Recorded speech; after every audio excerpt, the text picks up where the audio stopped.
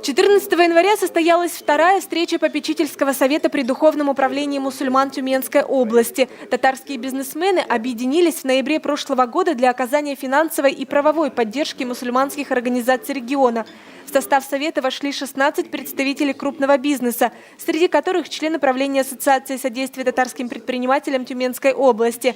Попечительский совет собрался второй раз после образования. Председатель Зуфар Ахтариев рассказал о проделанной за 2 месяца работе вместе с председателем Духовного управления мусульман Тюменской области Зинат Хазрат Садыковым. Бизнесмены за чашкой чая обсудили стратегические вопросы на 2015 год. Среди приоритетных задач на сегодня – юридическое оформление и постановка на учет мечети Тюменской области, заработная плата имамов и повышение религиозного образования среди духовенства.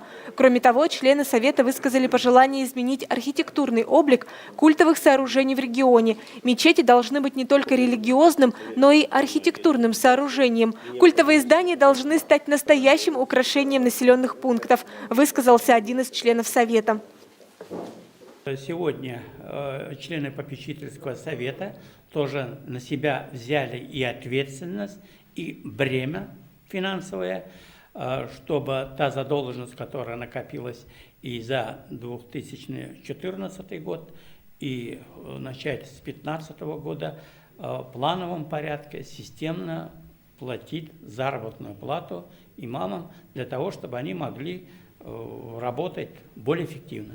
Но они тоже предъявили какие требования, что в результате оплаты работы имамов, что они увидят. Это первое, что увеличение числа прихожан, то есть это работа имама, качество призыва ислам, так и да, дарват мы говорим, качество, то есть люди должны увидеть истинный, чистый, настоящий ислам.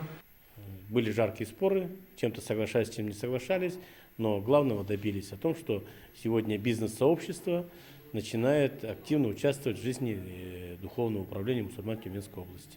Это главная задача была сделана.